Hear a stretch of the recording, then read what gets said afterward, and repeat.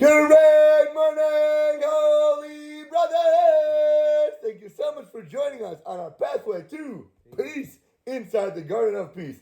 If you're following along, we're on page 268, and today's lesson is called Eager Ears. That's right. Big ones like Dumbo help you fly and soar. Our sages said 10 units of speech came down to the world. Of these, woman took how many? 9. 9 out of 10, baby! If you don't know that now, at least listen to the words of the sages so it can penetrate your thick skull and go into your ear so you can hear what's yapping all day. Our sages are not mere teaching us that women talk more than men. There must be something deeper, not just surface level. Yes, that is true, but let's go a little bit under and dive deeper. In fact, our sages are giving us an important key to understand all of women's spiritual needs, my friend. Women need to express everything that's on their minds to others. Guys, not so much. Don't care. It's all right. Move on. Worry in the heart of man, he should talk it out. Proverbs 12:25. Our sages explain that both men and women should tell their worries to others in order to feel better. If you have something on your mind, if it's weighing down on your shoulders, if it's heavy on your chest, you need to get it off. Take that burden, throw it away. The question is, how do we do that? Are we supposed to go home to our wives and dump that negativity, dump that pile of poop that's steaming right on your front door, inside your living room, on the gorgeous carpet in the dining room? You want it to stink every time you walk in there? What's going on? What are we supposed to do? We're not supposed to express it? Yes, we're supposed to express it. But how, when, and to who is the question? You tell me. Firstly, God. We have outward, inward, upward. Yes? To Hashem, you're always supposed to say, listen, you are the one to take care of me. All my income, all my problems, everything I have in life, clearly and surely comes from you. If this is from you, I have to understand in my mind what is going on, what is my message for me. But even if you're not at that level to understand what you're supposed to be understanding, at least take it and say, God, I'm throwing my problems to you. I'm taking my stress and putting it on your shoulders. This is not my issue. I know I have to work. I have to make an income. But if it's not happening or I have problems with people, I'll express it to you because you're the source of everything. Why else should I go to somebody other than you and dump my problems on them? They're not going to be the one to undo my problems. You're the one who made the mountain for me to climb. Yes. If I have an issue... The difficulty is that there's no response. Great. You hear this all the time. When people say, but I'm having a one-way conversation. What's the point? He's not answering me back. All I'm doing is talking to him. All I'm doing is yelling to him. All I'm doing is screaming. All I'm doing is singing. All I'm doing is whispering. What's the point? There's 2 points. Firstly, for your own sake, you need to be able to unload and not explode. You don't want to take too much in and then have it destroy you. Mm-hmm. So at least on the minimum level, which is not the deepest one, but the surface level is you get to express your thoughts and to let it out so it's not bottled up inside so it doesn't explode at the wrong person. That's one. Simple. Makes logical sense, psychological sense. You have to be able to get it off your chest. Mm-hmm. Just say it. And maybe, while you're expressing it, while you're talking about it, all of a sudden you come up with an idea. You come up with a revelation. You come up with an understanding. Oh my gosh, this is what's been going on. This is how I've been acting. This is what the person's been saying to me. And then you think about something clearer that you haven't thought of because you didn't speak it out. The more you stay on the topic, the more you'll start to understand and realize and gain insight to your own actions, to your own thoughts, to your own speech. And ideas that pop into your head are from heaven. He plops it down into your brain, into your mind, to connect to your heart, when to you're express talking to your about speech. that subject. While you're delving on it, while you're developing on it. Not like a random thought that's like, oh wait, I have to do I'm talking about of course, random thoughts, but I'm talking about on this topic that you had trouble with before. Mm-hmm. Now all of a sudden, oh my gosh, why didn't I think of that? The more you talk about it and live in that zone, all of a sudden things are going to open up. That is what we call being answered from God. It's not going to have a booming baskol, a reverberation from the heavens. We don't get that nowadays. What we get nowadays is natural things that are all of a sudden, wow, random, coincidence. All of a sudden, those are God being hidden in this world, expressed to you.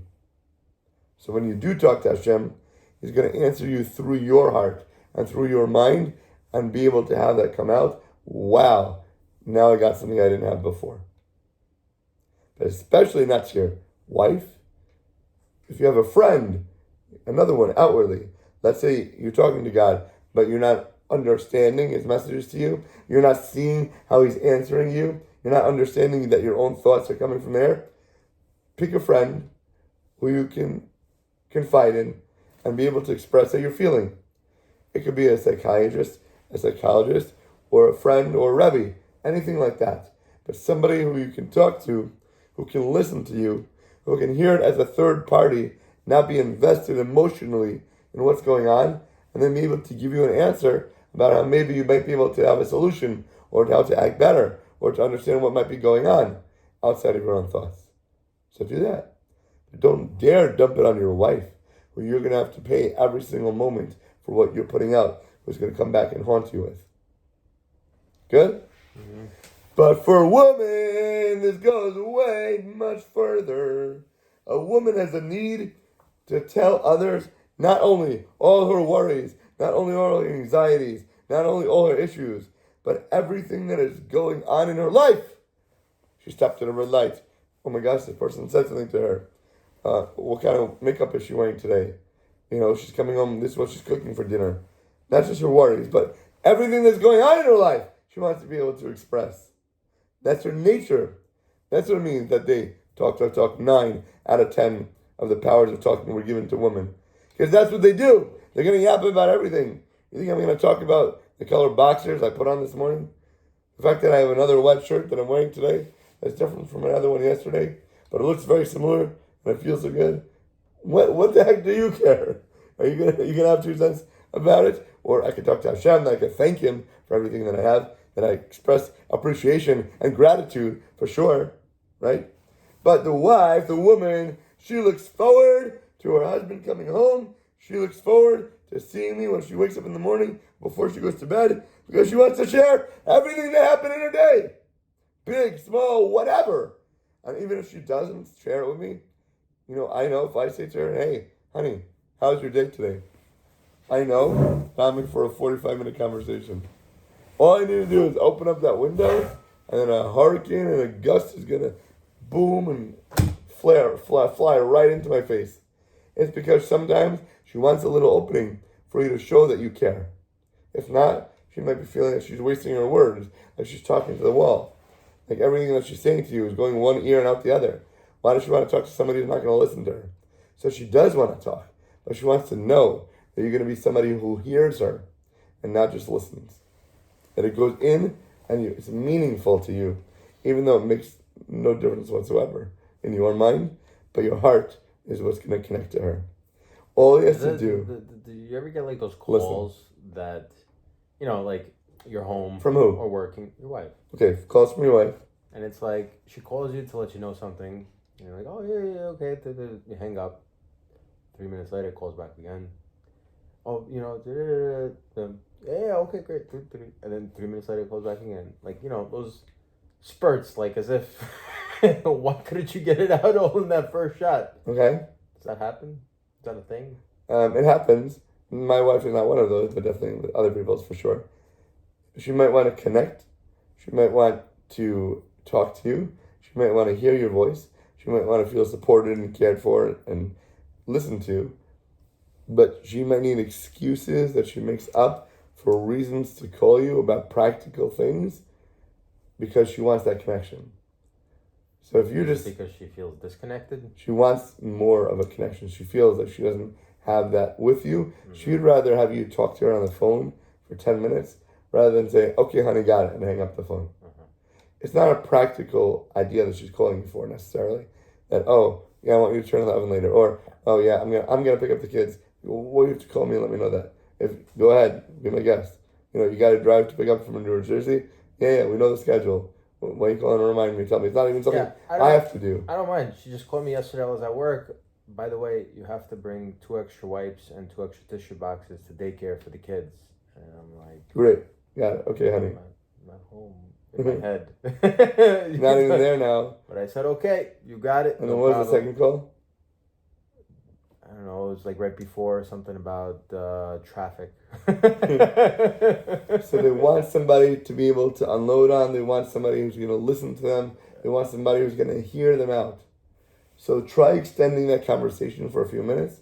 Ask her how she's feeling, how her day is going, even if you're so busy and you don't mamish have the time to listen to this garbage. But if she's asking of it for you, if she's requesting of it for you, that's God talking to you and saying, hey, wake up, shift your priority right now, and show her she's important, show her she's loved, show her that she's cared for, and spend a little bit more time so she doesn't have to keep calling back, to keep dragging that out of you and wanting more of the connection and feeling that love. Okay? If a husband is not giving his wife attention, he upsets her to no end and forces her, God forbid, to look for other people to talk to.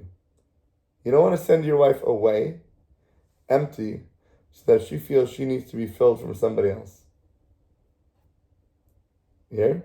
You don't need to send her away, like her mother-in-law, her mother, or whether it's her mother, or anything whether like it's her friend, whether it's a coworker, whether it's the neighbor who she had nothing to do with, but now all of a sudden she needs to unload. The guy happens to be taking out the garbage, and my wife wants to talk to somebody so badly. Now a complete stranger who's another guy, now she's going to end up becoming very close to and extremely friendly with. And then I'm going to be mad that she's talking to another guy and she's looking for him, looking for when he's going to come out next so she can have another brilliant conversation with him because I didn't give her the time. It's going to be sucked out of my life and she's going to put that somewhere else, which is not what you want. So you need to make sure you give her that attention, give her that love, so she's not seeking it elsewhere because she feels disconnected or empty inside. You hear? Mm-hmm. She'll listen and she'll want to spend long hours talking to somebody else on the phone, going outside of her house, visiting friends, or even her parents. If I don't listen to her, she's going to call her mother, right? She's going to spend hours on the phone. Then her mother might give her other ideas that are going to bother me even more. Why the heck do you need to talk to your mother about this? You know why? Because you weren't giving her the time. You weren't giving her the energy. You weren't giving her the love and the affection that she wanted. So now where's she going to go? Subsequently, on top of not giving her proper attention, the husband also complains that his wife is on the phone too much. Her wife is going out too much. Her wife is neglecting responsibilities in the home. Where was she to cook dinner last night? Why wasn't the laundry done? Why wasn't the house put back together? Why weren't the kids' clothes in their drawers? Now it's a mess. Now it's a disaster. And now you're going to think about blaming her? You know what's going to happen then? It's going to spiral into a volcano erupting. But guess what, honey? It's your fault that you didn't give her the time in the first place. And now it's all coming back to you. Wake up. He doesn't realize that he's the one responsible for all of this. You're the one who caused it because you didn't want to listen 2 minutes to her. Now she's taking hours elsewhere and neglecting everything else in the home. Take responsibility. Understand achrayus for yourself because you're the one who caused it in the first place. Furthermore, her talking with others is not going to satisfy her. She may end up spending the time.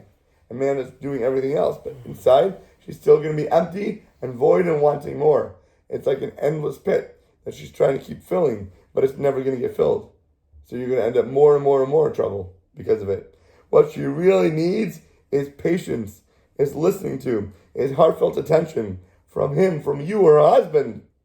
Only this has the power then to soothe her soul, to make her feel calm, quenched, quelled, and happy. Really, truly happy inside, not just superficially. Deep down inside.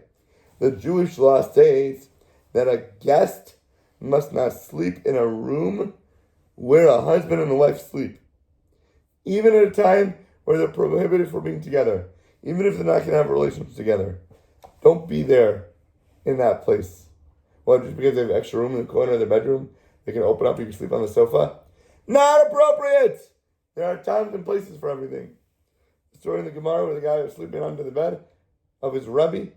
Before his Rebbe and wife came home, he stuck inside the house, ran under the bed, because he wanted to listen to the way that his Rebbe and his wife have relations together.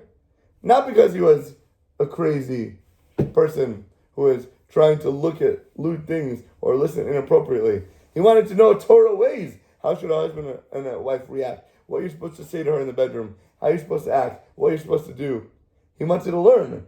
You know, the Rebbe came inside and he saw his feet under the bed. He said, "Get the heck out of my room! What? You're so inappropriate! What are you doing here?" He's like, "No, I want to learn, Rebbe. You get into the base bedroom. You learn in there, not in my room. Not in my bedroom. Get the heck out."